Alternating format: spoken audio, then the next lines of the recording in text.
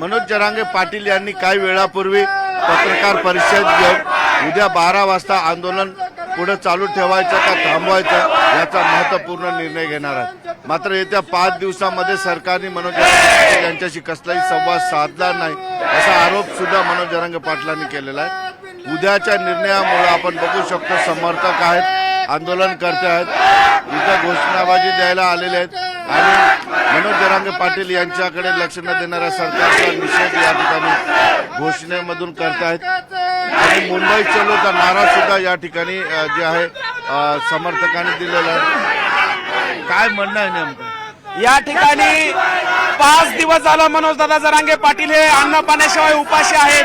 सरकारकडून कुठल्याही प्रकारचा ठोस पावलं उचलली जात नाहीत।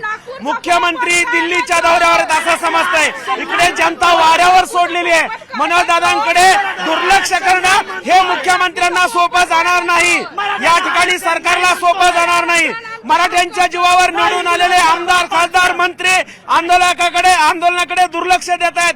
त्यामुळं जे आमचे बांधव आहेत गेल्या 5 दिवसापासून या ठिकाणी हे सगळे जण या ठिकाणी उपाशी आहेत, या ठिकाणी सगळे शांत होते। पण मगाशी मनोज दादा जरांगे पाटील यांची पत्रकार परिषद झाली आणि दादांनी मुख्यमंत्र्यांवरती नाराजी व्यक्त केल्यानंतर हे सगळे उपाशी माणसं चलो मुंबईचा नारा देत आहेत या ठिकाणी। महिला सुद्धा मोठ्या प्रमाणात काय म्हणणं आहे तुमचं, कशासाठी घोषणा पाहिजे? आता आम्ही चलो मुंबई असा नारा देतोय, कारण का मनोज भाऊची तुम्ही तब्येत बघताय की इतके दिवस 5 दिवस झालं, आज त्यांच्या पोटात अन्नाचा कण नाही आणि सगळं शरीर खिळखिळा झालेलं आहे। म्हणून आज आम्ही रस्ता रोको पण केलं होतं, पण आता मुंबई मुंबई मुंबई चलो मुंबई असा नारा देत आहोत आणि मुंबईमध्ये लवकरच सगळे धडकणार आहेत। इथून आम्ही असा इशारा देत आहोत, कारण का आज रात्री जर पर्यंत न्याय मिळाला नाही तर उद्याच्याला कुठलाही निर्णय घेतला जाईल आणि त्याची दखल पुन्हा सरकारने घ्यायची। कारण का मुंबईमध्ये आल्यानंतर तुम्हाला इतकं सोपं नाही, कारण का मागचा खेळ पण तुम्ही असाच आवरला होता, खोटं पत्र देऊन गुलाल उधळून। ते शब्द आता तुम्ही वापस घ्या, पण आता आम्ही फसणार नाही। लांडग्याच्या कथेसारखी तुमची कथा झालेली आहे आणि लांडग्याची कथा म्हणतात ना, तशीच तुमची आता पण कथा होणार आहे। पण आता आम्ही जर आलो मुंबईमध्ये तर मुंबईमध्ये धडकल्यानंतर तुमची धडकी भरणार आहे। तुम्ही किती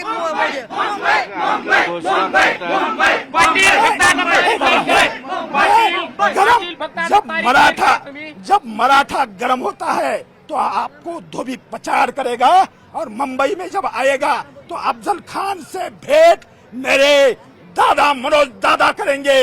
भेंट मनोज दादा और पूरा मराठा समाज 7 कोटि करेगा। खबरदार, आरक्षण देना होगा, नहीं तो तुम्हारा चिंदाड्या ये ध्यान देना। काय म्हणणं आहे? आता आमची पाटलाला एकच विनंती, पाटलांनी फक्त तारीख जाहीर करावी। आम्ही मागच्या वेळी जेवढ्या संख्येने मराठा समाज मुंबईत दाखल झाला त्याच्यापेक्षा तिप्पट संख्येने मुंबईत मराठा समाज दाखल होणार आहे। आता मुंबईमध्ये जाऊन काय होणार? मुंबईमध्ये जाऊन आम्ही आरक्षण घेतल्याशिवाय माघारी परतणार नाही। मागच्या वेळेसारखी आमची फसवणूक होऊ देणार नाहीत। आज शासनाला, सरकारला आमचं काय म्हणणं आहे? आमचं अखंड मराठाचं काही जर मरणाच्या दाढे अडकले, फडणवीसांना आज आम्ही इथून इशारा देतोय, तर आज आम्ही बिलकुलही थांबणार नाही यंत्रवालीमध्ये। जसाही दादांची आम्हाला आदेश येईल तसा आम्ही अखंड मराठा समाज मुंबईकडे जाणार आहोत। आम्ही मुंबई जाम करणार आहोत। जसं मागील वेळी केलं होतं, 1 दिवसामध्ये यांची कशी फरफराट झाली होती त्यापेक्षाही माहितीये का आता आम्ही बिलकुल आणखी मनोज जरांगेने आपला निर्णय जाहीर नाही केला, उद्या 12 वाजता जाहीर करणार। पण यांनी जर कुठलीही भूमिका नाही घेतली तर नक्कीच दादाला म्हणजे दादा हे निर्णय घेतील आणि दादा समाजाचं ऐकतात ते तुम्हाला सगळ्यांना माहिती आहे। आणि अखंड समाजाचं म्हणणं आहे की दादानी मुंबईकडे पळावं। आताही आम्ही दादांना म्हणलं की ते आमरण उपोषण करू नका, तुमचं शरीर नाहीये, पण दादांनी त्यांना शेवटची संधी दिली होती, कारण ते नवीन मुख्यमंत्री झाले म्हणून।